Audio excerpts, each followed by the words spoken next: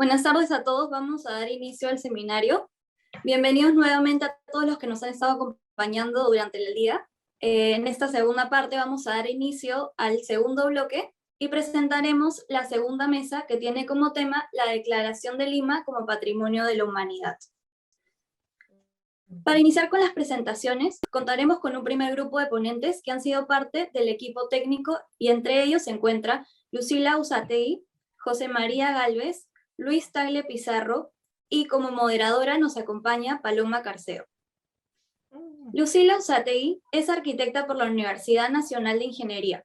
Cuenta con un máster en restauración de monumentos históricos por la Sapienza Università di Roma. Actualmente es directora de la Asociación Conservando. Nuestro segundo ponente, José María Gálvez, es arquitecto por la Universidad Nacional de Ingeniería, especializado en arquitectura y restauración de bienes inmuebles.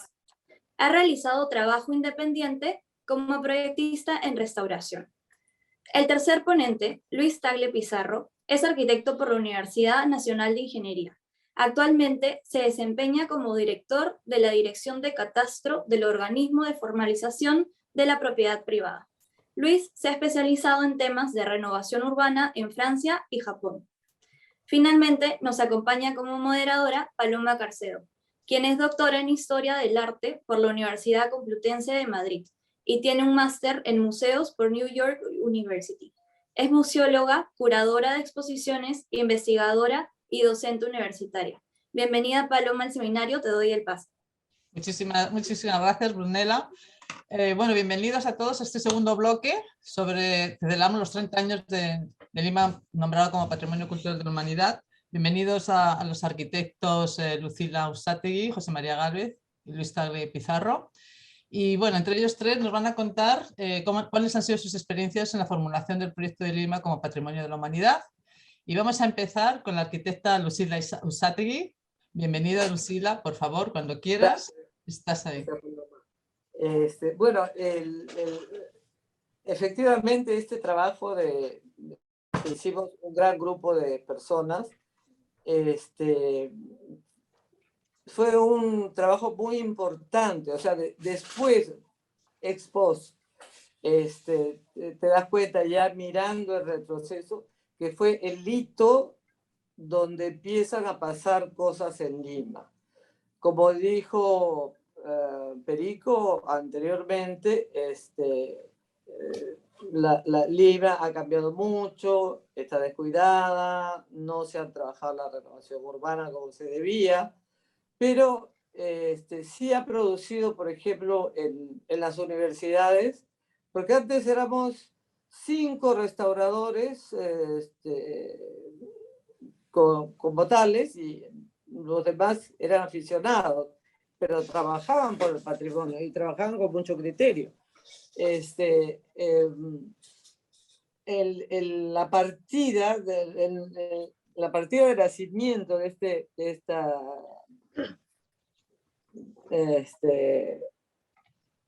este documento, que se convierte en un documento más importante al ser ya un documento obligatorio, ¿no? Obligatorio para todo el mundo,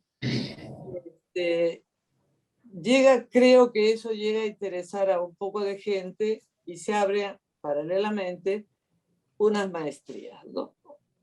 Que iban más o menos bien, pero con muy buenos alumnos. Entonces, hoy en día tenemos una cantidad de arquitectos, restauradores, que se dedican no solo a restauración, sino son directores de museos. O sea, yo tuve 15 promociones y de esas 15 pongo un promedio de tres excelentes arquitectos.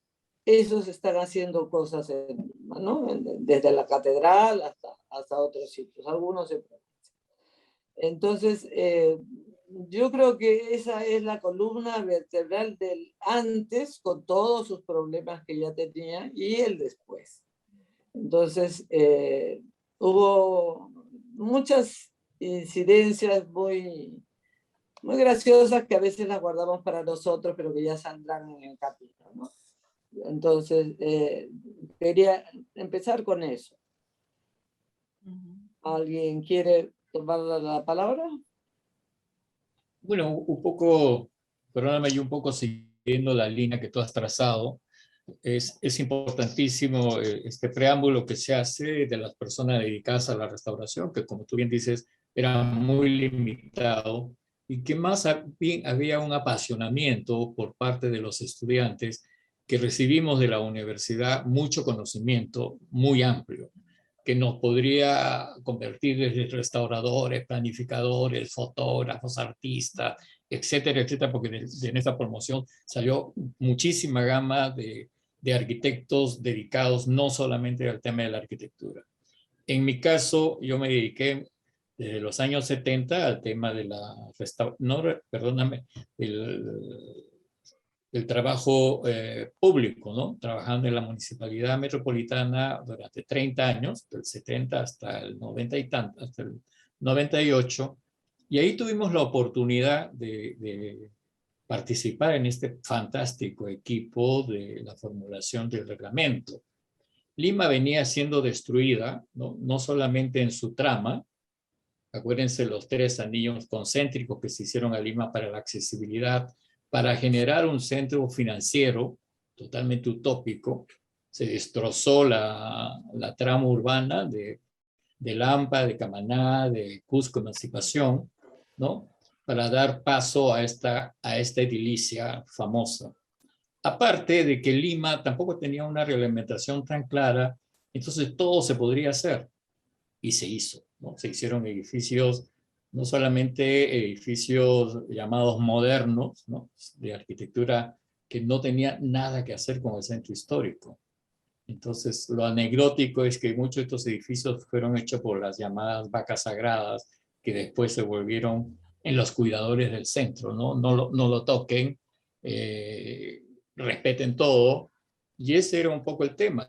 Y el otro tema importantísimo, yo como funcionario público, era el tema que en Lima podías hacer de todo. Tenías una zonificación C9, donde todo estaba permitido, desde fábricas, almacenes, boat, lo que quisieras tú podías hacer en el centro histórico. Entonces, eso volvió al centro histórico realmente en su degradación, ¿no? En su degradación.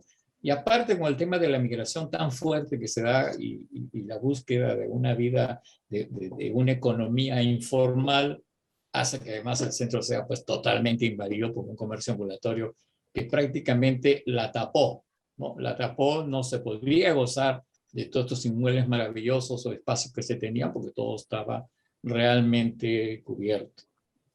Pero lo interesante de este año, de 1991, es que ya se contaba con el reglamento de Lima Metropolitana, Lima Callao, ¿no? Que entra en vigencia desde el 90 hasta el 2010 y que sigue vigente fatalmente porque no se ha cambiado, no se ha hecho un nuevo reglamento.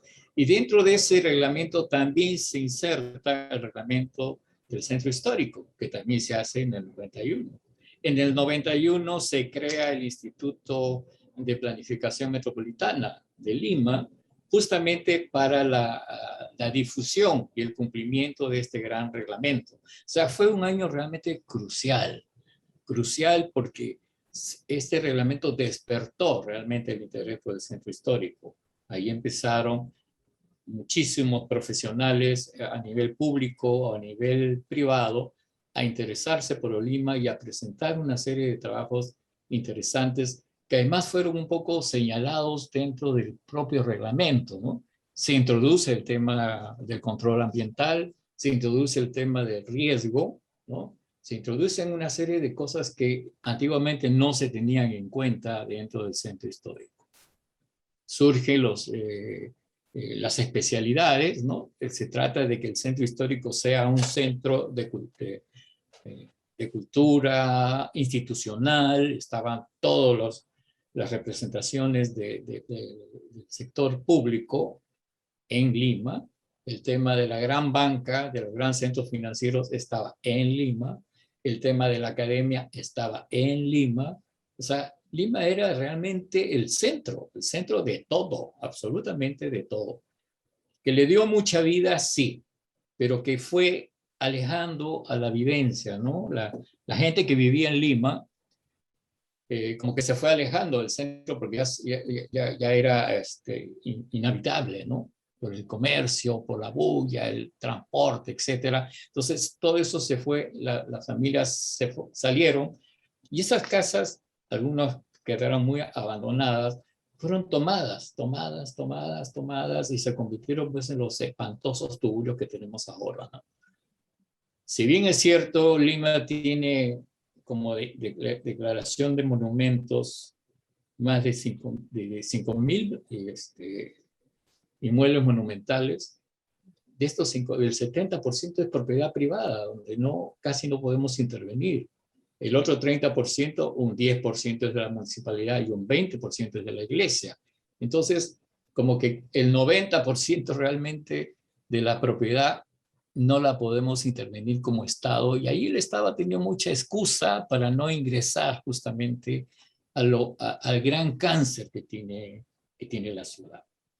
Una ciudad que debería ser viva, llena de gente, llena de niños, de jóvenes, paseándose, gozando del espacio. Están impedidos de hacer eso por la situación en que se encuentra el centro. Y lo peor de todo, que todo esto, esta cantidad de monumentos, solamente el 5% de esos monumentos están inscritos, están registrados.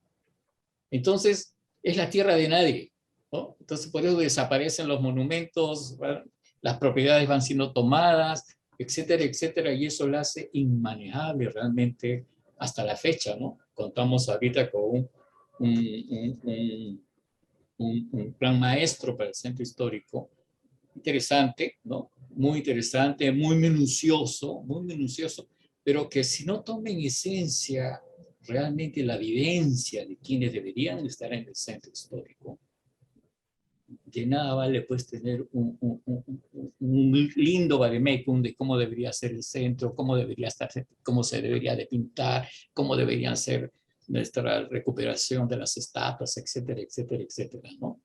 Entonces, eso sigue siendo la tragedia. Hasta ahora sigue siendo esa la gran tragedia. La virtud que tuvo este gran reglamento es que se interesa, se genera el tema de... Se trazan las bases de este reglamento, gracias al Patronato de Lima también, ¿no? Que es la gran impulsora realmente de que Lima se declare patrimonio de la humanidad, se declare el patrimonio, y la exigencia inmediatamente pasa a ser el reglamento. Y el reglamento que finalmente se convierte en una famosa ordenanza, la 062, hoy fuera de contexto, ¿no? No fuera de contexto, dejada de lado. O sea, eso que era realmente un elemento importantísimo para las grandes intervenciones, ya no existe, ya no existe. Entonces, eso es parte de esta historia, ¿no? De esta historia que todavía sigue la historia interminable realmente, y que gracias a arquitectos como Lucila, como Navarro, como Gálvez, como Lertora, como Rego, que se interesaron muchísimo por recuperar el centro, gracias a la participación también del Estado, ¿no? De que creó programas para recuperación de la trama urbana, para la restauración de balcones, el tema de las fachadas, o sea, todo el tema escenográfico que significaba tener un centro histórico manejable, vivible, y donde no solamente sea el gran foco de atracción turística, que a mí me parece interesante, pero lo que más me interesa es que sea una ciudad. Yo he vivido, como le contaba a Lucila ayer, en el centro histórico toda mi vida. Viví en Cotabambas, a 3 cuadras del Parque Universitario, y lo que significaba ir a la iglesia, lo que significaba ir a la Plaza de Armas, lo que significaba caminar por el Girón de la Unión. Lo único que me faltaba era ver a nuestro querido arquitecto Gálvez paseando con la Perricholi por ahí, ¿no? Esa parte sí no alcancé a verla, pero eso es lo que faltaba. Lima era tan provinciana, tan maravillosamente provinciana, que te podrías encontrar con las grandes familias en las grandes casonas, y después verlas cómo se iban deteriorando, ¿no? Cómo se iban deteriorando por ese abandono que se produce de la ciudad.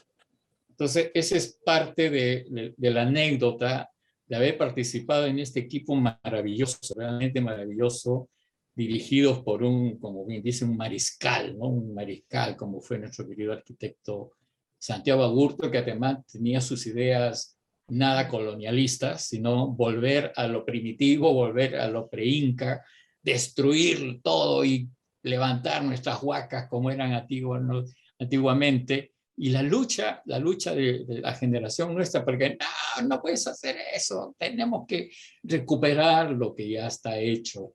Y más bien impedir que se sigan abriendo calles, ¿no? Como lo decía Lucila en un primer momento, el tema del malecón Rímac, que se llevaba desamparados, que se llevaba gran parte del propio Palacio de Gobierno y que felizmente fue paralizado. Yo fui, digamos, una de las personas que tuvo que reubicar a toda la gente que está justamente en el malecón, ¿no? Las 5, 6, 7 cuadras hasta Huánuco, para llevarlas a Azcarrún, al famoso barrio que se generó en San Juan del Lurigancho, muy cerca de la cárcel, muy cerca de la cárcel, donde se reubicó a toda la gente. Y se recuperaron esos terrenos, pero se quedaron abandonados. Y después también, gracias a la participación de nuestra queridísima y recordada arquitecta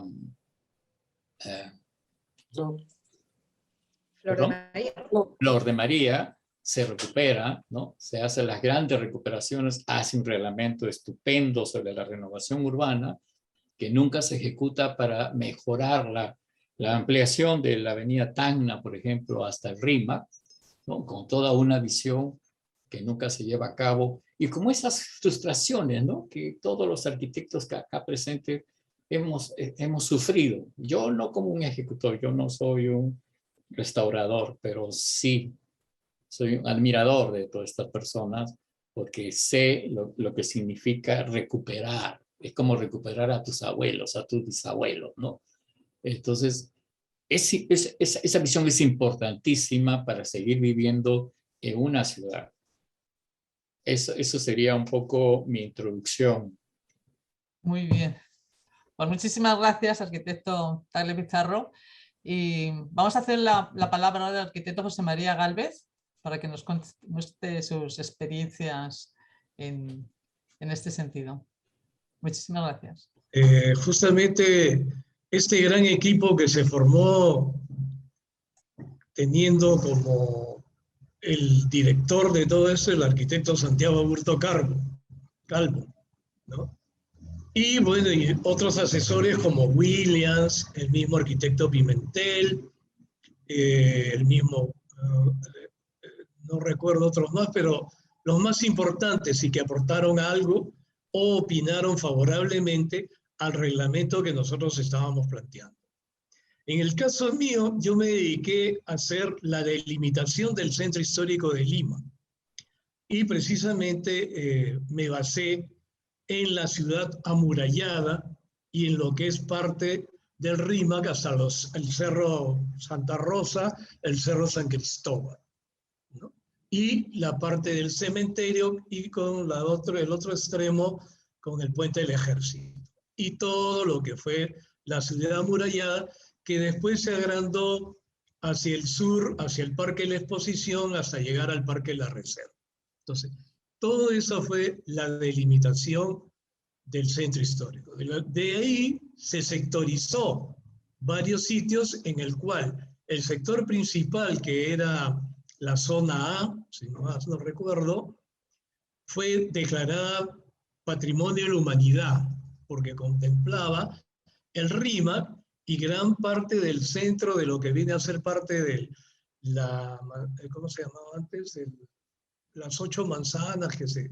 El Damero de Pizarro. El Damero de Pizarro y otras partes aledañas al Damero. Entonces, esa fue la parte principal donde justamente se congregaban casonas, iglesias, espacios públicos, ¿no? Y esa fue la zona declarada Patrimonio de la Humanidad. El resto del centro histórico es lo que todos nosotros conocemos hasta el día de hoy. el cual, como menciona Tagle, ha habido demoliciones. Hasta ahora he visto demoliciones pasando la primera crujía sin conservar ni siquiera el patio y la segunda crujía. Hay demoliciones hacia atrás. Y en el caso de Barrios Altos, no sé si ustedes han recorrido ahora último, hay varios edificios que destacan dentro de la trama actual, que ni siquiera eso, no sé cómo han logrado licencia de construcción, si no está permitido en la zona de Barrios Altos. Y así, en muchos otros sitios, con Flor de María también trabajé yo y hicimos la recuperación del Parque La Reserva, no las aguas, sino la restauración de la Casa Sabogal, de la arcada que tenemos ahí, ¿cómo le llamamos? De las columnas, están las columnas con los grandes cerámicos italianos que hay ahí en la zona de las pozas, la poza circular y todo lo demás, tratamos de que se restaure, ¿no? Pero Flor de María ya incrementó, cercó el Parque de la Reserva y colocó piletas. Unas con buen gusto y otras que han alterado un poco, digamos, lo que era el Parque de la Reserva. Como también lo que cuestionaba mucho Víctor Pimentel, ese es el Parque de la Reserva, no hay que hacerle más, hay que conservarlo tal y cual como está. Yo recuerdo eso, Víctor Pimentel seguro nos estará escuchando, ojalá, que él reclamaba que ese es el parque de los reservistas en la época de la Guerra del Pacífico, precisamente el famoso Parque de la Reserva. Y así se establecieron varios sectores, de los cuales no todos tenían no tenían el valor histórico, pero sí habían espacios agradables, la Plaza México, el Parque del Du Petit Ours, ¿no? Y otras, la Plaza Washington, que ha sido transformada, ¿no? Pero digamos, se trató con este reglamento de conservar todo el centro histórico de Lima ampliado, con esos 5.000 monumentos que mencionó Tagle y con todas las edificaciones existentes. Ha sufrido alteraciones, como vuelvo a reiterar, de demoliciones en el mismo Damero de Pizarro y alrededores, como también en la zona de Barrios Altos. Eso sería por ahora. Bueno, yo, si me permiten un poquito, con mi experiencia, que justo lo que usted estaba diciendo de los sitios públicos y de los parques, yo estaba trabajando en la Municipalidad de Lima y estaba en el Museo Metropolitano, y ya lo que me llamaba la atención y que peleaba todos los días era porque ese parque se utilizaba para asar el chancho al palo, se utilizaba para poner globos de plástico en el lago. Y digo, este parque, del Parque de la Exposición, no es un parque para que se utilice de esa manera tan brutal. O sea, entonces hay zonas y zonas en las cuales se deberían de usar de otra manera. O sea, estaba el Metropolitano y al lado y detrás, fuera, tenías asando chancho al palo. Digo, pero usted no puede hacer esto aquí con gasolina y con todo. Entonces, creo que los espacios públicos, y ahora ya no, gracias a la pandemia ya la cosa se ha tranquilizado, pero hay parques que tienen 7 monumentos históricos, como es el parque de la Exposición, que tiene monumentos, pero haberle hecho esa concha acústica al lado de un sitio como La Cabaña, que es de una sensibilidad tremenda, con esas vibraciones que había, y 2 museos que están al lado con esas vibraciones tan brutales, que hacían conciertos de rock, y digo, o sea, hay un uso, yo creo que el uso de un parque se tiene que reglamentar, sobre todo el Parque de la Exposición, ¿no? Eso es lo que usted dice de los espacios públicos, hay espacios para una cosa y para otra, no para... A mí eso me llamaba mucho la atención y peleé muchísimo cuando yo estaba allí para que no fuera ese mal uso que se hacía del Parque de la Exposición. No lo sé, vamos, es mi pensamiento, ¿no? Ustedes son arquitectos, sí. Pero vamos... Te tomo la palabra acerca del Parque de la Exposición. Me hace recordar a algo muy importante que siempre hemos conversado la gente que se interesa por el centro histórico. Lima es el único distrito que no tiene alcalde. O sea, es el alcalde metropolitano. No hay una autoridad autónoma que se dedique verdaderamente al centro histórico y que convoque a profesionales capacitados para hacer hasta los controles de las obras que se hacen. Ahora, eso pasó, por ejemplo, con el Parque de la Exposición. El Parque de la Exposición tuvo 2 proyectos. Uno mío, años antes de que se hiciera el otro, porque eran nuestros 2 únicos parques, la reserva y la exposición, nuestros parques históricos.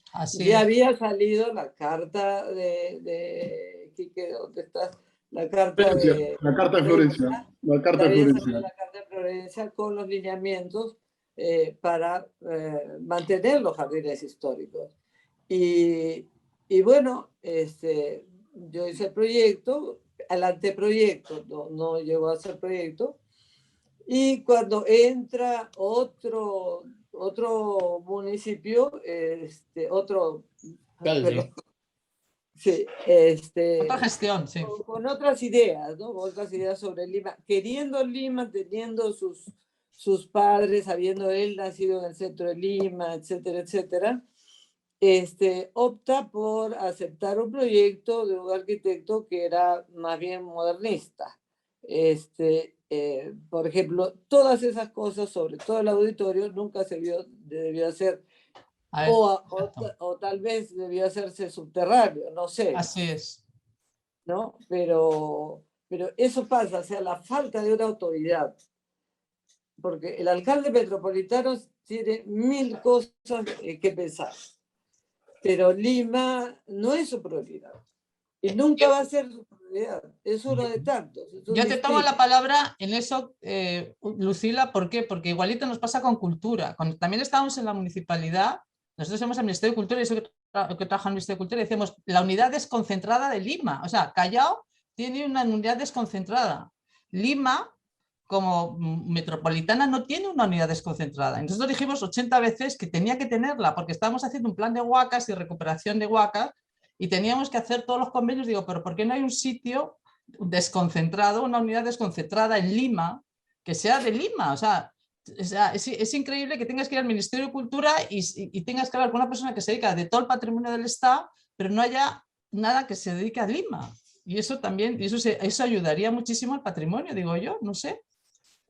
Pero acuérdate que en Lima se crea ProLima con ese objetivo, y en el tiempo de Valladolid prácticamente toma toda la acción sobre Lima y todo pasaba por ProLima para los usos, la arquitectura, los manejos de las áreas públicas, etcétera, etcétera, que se ha ido perdiendo esa capacidad que debió haber tenido y conservado ProLima. No solamente como un ente de Estado, ¿no? Representante del Estado, sino un ente que sea el vendedor de lo que se quería hacer en el centro para incentivar la inversión privada, ¿no? Ese era el objetivo de ProLima cuando se crea, como fruto también del reglamento, ¿no? Esa es la gran importancia de este gran reglamento, que abre muchas puertas, pero que se van perdiendo en el camino por los sucesivos cambios de autoridad y la falta de visión, ¿no? La falta de visión, ¿no?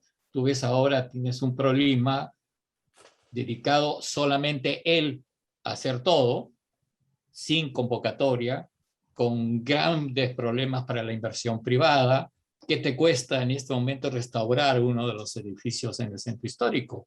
Arespress se ha comprado 30 edificios, ha tratado de hacer trabajos en esos 30 edificios y les cuesta 3, 4, 5 años llegar a la inversión, ¿no? Primero porque no están registrados, están mal registrados, tienen problemas para los compromisos de las licencias, te aprueban con el anteproyecto, cuando entras con el proyecto te lo desaprueban. O sea, es una cadena como diciendo, no hagamos nada, ¿no? Sí. Hay una posición de ese tipo de la autoridad que maneja el centro histórico, y eso debe de cambiar Y no creo que sea solamente de persona, ¿no? Yo antes decía, bueno, otra vertestela acá, ¿no? Y las vertestelas se multiplicaban, porque no estaba vertestela, pero estaba, por decirte, una Patricia Díaz que actuaba igual que una vertestela. O sea, o es la institución la que te condena, la que te hace la cabeza a que no puedas actuar, o es la persona. No sé, pero algo como lo que tú dices, Paloma, es lo que pasa, ¿no? No había visión.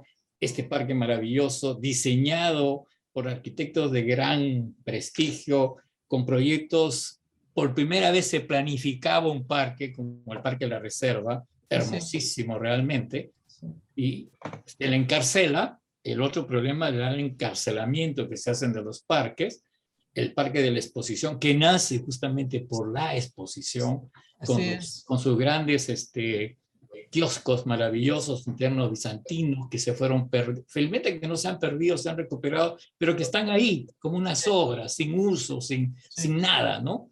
Entonces, a veces restauramos cosas y esas cosas no se usan.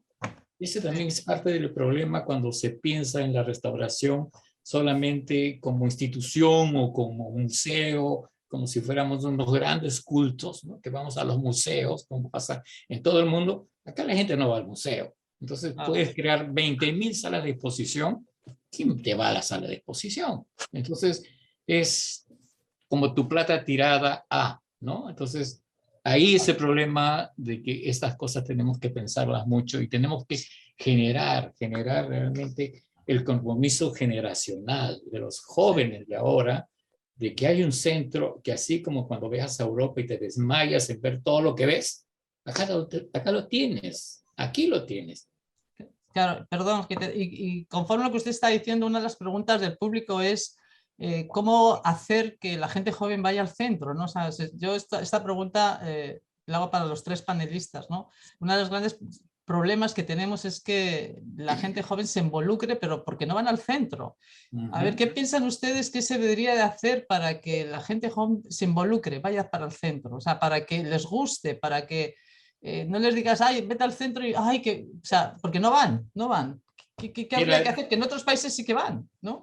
No hay, digamos, un curso en las facultades de arquitectura, que ahora son como 35, antes habíamos 3 facultades, pero los profesores mismos no les interesa la zona patrimonial, arquitectos jóvenes que no les interesa el patrimonio.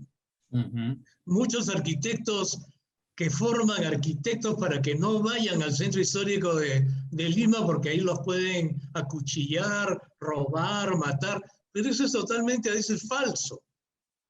Hay seguridad. Nosotros mismos tenemos que poner la seguridad personal. Yo cuando voy al centro de Lima no voy acompañado con otras personas para que me protejan con la edad que yo tengo.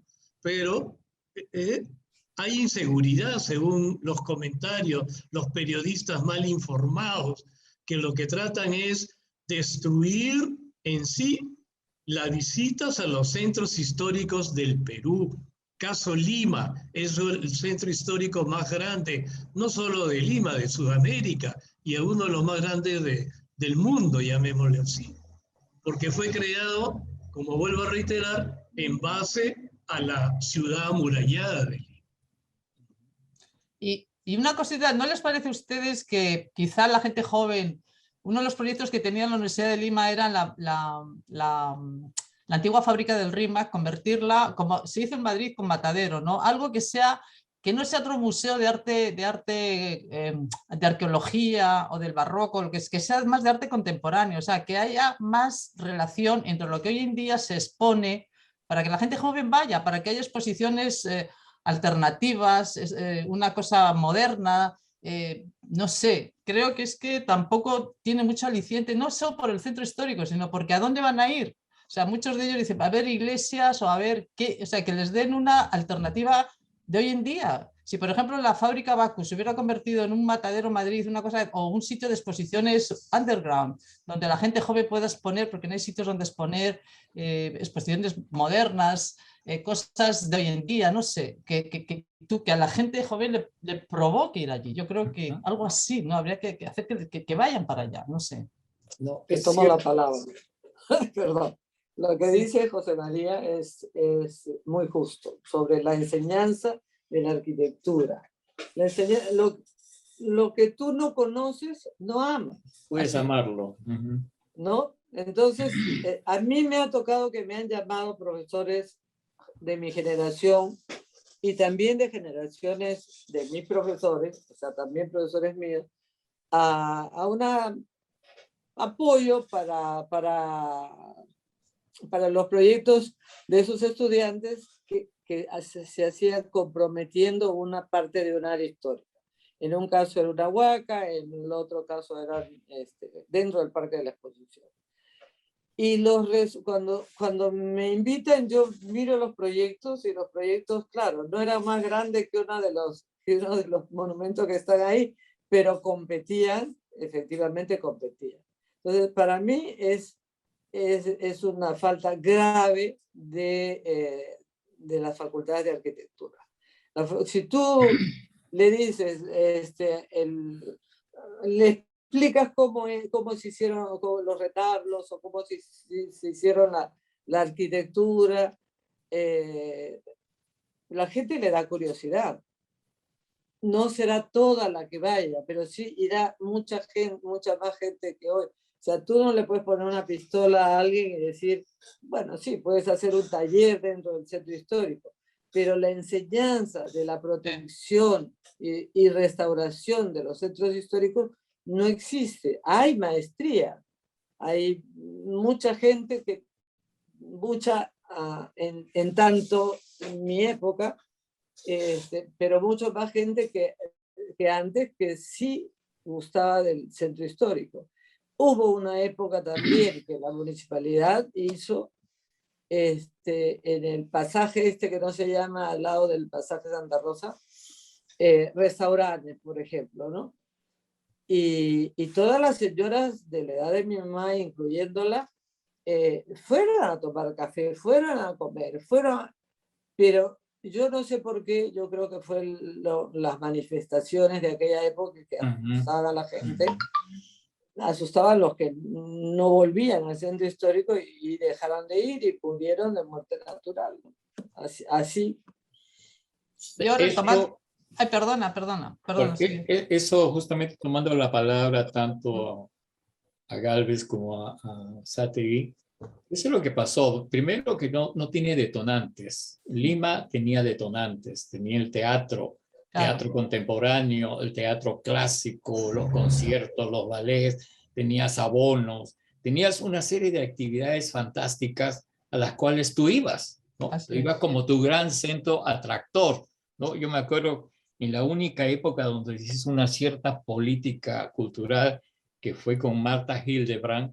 Me acuerdo cuando se trajeron a todo el folclore latinoamericano que no lo conocíamos, ¿no? A Mercedes Sosa, a Silvio Rodríguez, y que lo llevaron al Teatro Municipal, y el Teatro Municipal reventaba los conciertos de Chabuca Granda, los ballets, ¿no? Tenías escuelas de ballet, o sea, pugnaba la gente por ir al centro histórico, ¿no? Los cines con los grandes estrenos, o sea, era un foco de atracción cultural fuertísima, a la par de los buenos 2 o 3 restaurantes que se desarrollaron y que ahora son muchos más, pero que, como dicen, pues muy limitado para ir. ¿Qué significa ir de noche en ese momento al centro histórico? Antes vivías de noche en el centro histórico, ¿no? Te paseabas por la Colmena, donde tenías los grandes cafés, los grandes restaurantes, el suizo, el francés, el alemán. O sea, tenías una motivación, tenías los grandes hoteles, o sea, tenías una serie de focos de atracción fantásticos. Algo que se ha ido perdiendo, que ha ido muriendo. Entonces, ¿cómo generas atracción? Es difícil, pues es difícil, no solamente con los temas de restauración. Yo puedo seguir restaurando, pero si no genero actividad, de nada me va a valer hacer todo ese tipo de cosas, ¿no?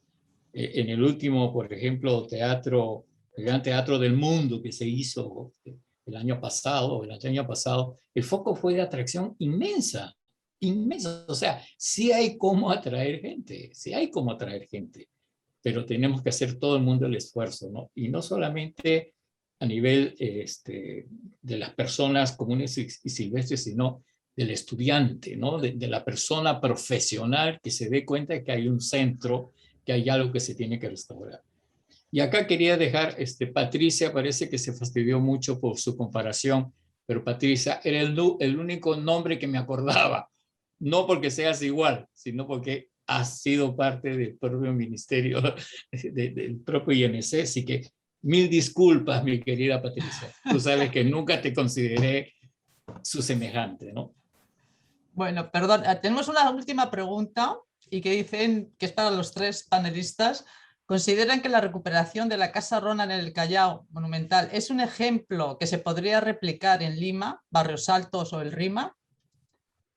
Esa es una de la última pregunta. A ver, para los tres panelistas, ¿se podría replicar la Casa Rona? Yo tengo que pasar porque la desconozco, no he ido.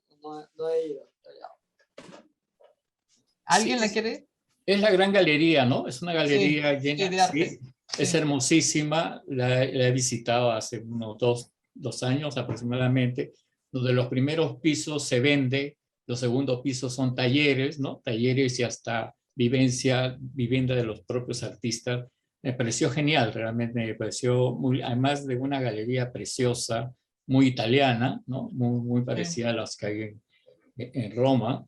Entonces, sí, es un ejemplo fantástico que se debería repetir y que la gente vive, como era Barranco. En Barranco se alquilaban casonas y en cada una de estos cuartitos de estas casonas había un artista, ¿no? Con su taller, con su bohemia, o sea, era vida, pues, era vida, ¿no? Y esas son las cosas que tenemos que hacer. Ahora encontramos el Entrenú, por ejemplo, que era un precioso patio abandonado, ¿no? Cuando antes era vida, no solamente tenías el teatro, tenías el cafetín, tenías el espacio público que se abría, ¿no?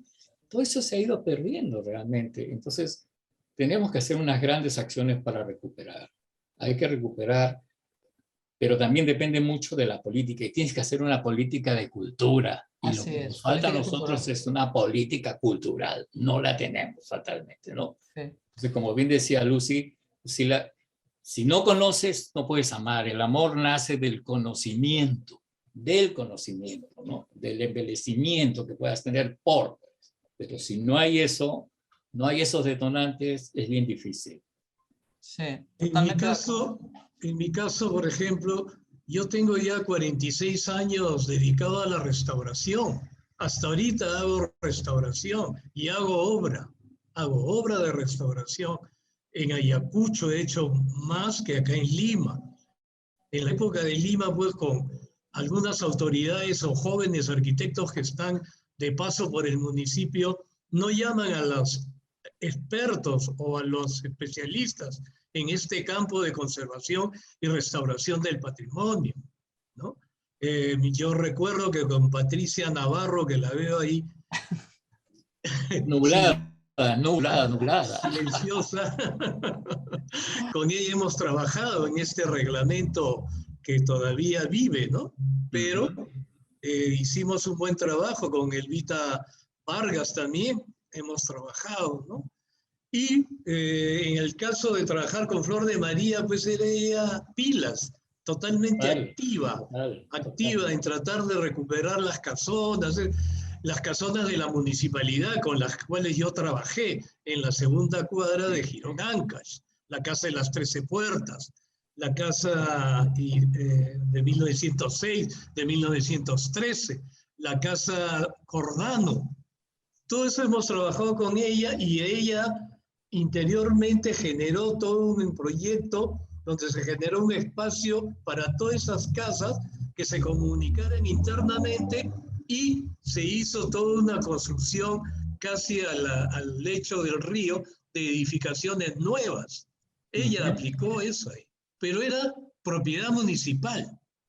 Ese era el otro quid del asunto. solo las propiedades municipales se recuperaban por la municipalidad, no así las privadas.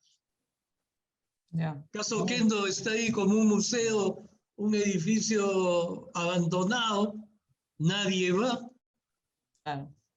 nadie. No hay actividad cultural de ningún tipo, ni de exposiciones, debería ser.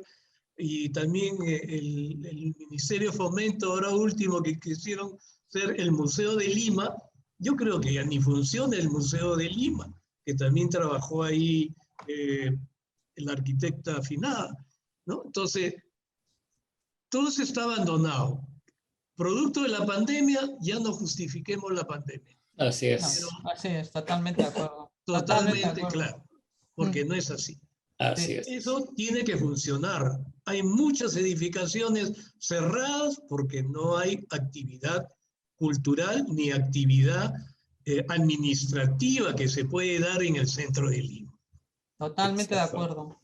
Bueno, tenemos que ir cerrando ya esta mesa. ¿Quieren decir algo? Últimas palabras, arquitecta Usategui, arquitecto Tagle o Bueno. arquitecto Galvez, unas palabras. Agradecerles a la universidad habernos considerado para este panel que me imagino que está siendo transmitido a los alumnos, y espero que de estas opiniones salga algo interesante, aunque sea en algunos alumnos, ¿no? Suficiente. Han aparecido por ahí Patricia Díaz y Aldo Lertora, se han despertado de la siesta. ¿Y usted, arquitecto Tagle, alguna pregunta, alguna reflexión final? No, el haber participado en este grupo y en este reglamento realmente para nosotros ha constituido un privilegio, ¿no? Un privilegio, pero y a la vez una cierta tristeza de que a pesar que han pasado estos 30 años, no ha habido la evolución que hubiéramos querido que realmente fuera la ciudad, ¿no? No solamente en la recuperación de las grandes actividades culturales, sino en la vivencia misma, ¿no? La gente sigue siendo pobre, sigue metida en un callejón de un solo caño, o sea, le pintamos fachaditas, pero no vamos más allá de. Entonces, ¿cómo vamos a generar una ciudad de atracción, no? Esa sería un poco mi reflexión. Y como decía Lucila, que ojalá que estos eventos motiven a los jóvenes arquitectos, a que tienen su patrimonio. No hay que irse a Madrid, no hay que irse a París, no hay que irse a Londres. Acá está también tu centro histórico. Gracias. Muy bien. También quisiera decir que somos varios arquitectos restauradores casi concentrados todos en Lima. Entonces, ya apareció por acá Patricia, Aldo, Patricia Navarro. Debería de fomentar otras charlas lo más próximo posible y ampliar el radio a todas las facultades de arquitectura o Sí. a todos los, ¿no? A todos los cursos que se comprometan a hacer algo como proyectistas en el centro histórico de Lima, ¿no? Patricia tiene mucho que decir, Patricia Díaz, Patricia Navarro también, Aldo con su experiencia y con sus obras de restauración y proyectos, puede contribuir en estas charlas o estos cursos, que deben de generar más adeptos para el patrimonio, para la conservación de nuestro patrimonio. Muy bien. Yo quería contar, perdóname, una anécdota. Cuando se hizo el tema del reglamento para la renovación urbana, una de las preguntas que nos hacíamos como funcionarios públicos era, oye, ¿a alguien le interesa? ¿A alguien le interesaría intervenir en el centro histórico? ¿Y qué hicimos con la ESIC? Un concurso de ideas a nivel internacional. Se inscribieron más de 700 entre arquitectos, fotógrafos, porque no se habló de una especialidad, simplemente era de visiones, de ideas. Finalmente se presentaron como 150 y se hicieron proyectos increíblemente bellos, de los cuales escogimos 5 para ser ejecutados. Se hicieron los proyectos. ¿Y quiénes fueron los enemigos que nunca la aprobaron? Municipalidad de Lima, el INC, o sea, ellos que estaban totalmente comprometidos en este concurso y que fueron parte de esta comisión, cuando llegó el proyecto no se aprobó. Entonces, esa es la tragedia nuestra, pues, ¿no? Como institución somos una cosa y como personas somos otra cosa. Entonces, eso tenemos que cambiar, eso tenemos que cambiar. El caso del yo no sé, no existe. Es el Ministerio de Cultura. Bueno. El IDC, lamentablemente hay arquitectos que no saben ni lo que es patrimonio, ¿no? Bueno, Algunas pues, cuantas... en eso, pero yo, perdón, yo lo que pasa es que tenemos que cerrar, pero en eso le quiero decir que por eso la Universidad de Lima, o sea, soy profesora de varios cursos, los chicos llegan sin saber historia del arte, no han dado nunca, jamás. Entonces es la primera vez que se enfrentan a una obra, a algo que es en la universidad. Y yo creo que es de las pocas universidades que dan historia del arte o historia y teoría de la arquitectura. Entonces el problema está en que sea la currícula de los arquitectos tienen que enfocarlas más hacia a que estudien historia del arte, historia de arquitectura y teoría a lo largo de todo el siglo, por lo menos, ¿no? O sea, yo creo que eso es lo que pasa, porque los chicos llegan sin saber absolutamente nada de arte, absolutamente nada, nada, increíble. Una generación. Quique Bonilla, que es de la Facultad de No, Arquitectura. es el que ha metido todo esto. Es el que está haciendo esto, mi querido José. No, pero de todas Gran maneras, capacidad de él persuasión. debe ahora generar lo que estamos acá reclamando, ¿no? No, ya se ha generado, pero hay muchas universidades que no lo dan y hay muchos colegios que no lo dan. O sea, los chicos no saben lo que es patrimonio desde la escuela, no estudian, es la primera vez que escuchan patrimonio es cuando llegan a la universidad. Es increíble. Por eso no van a los museos, no van a ningún sitio. Bueno, pues eso es la reflexión. Bueno, pues muchísimas gracias a todos los panelistas. Creo que sí, tendríamos de repetir más estos coloquios con los alumnos. Muchísimas gracias y entonces ya pasamos ya a la segunda mesa porque la segunda mesa empieza ahora a las 3 y ya tenemos que pasar a la segunda mesa. Me despido, muchísimas gracias a todos por participar, Lucila, José María y Luis Tagle, muchísimas gracias por participar y a la Universidad de Lima. Gracias.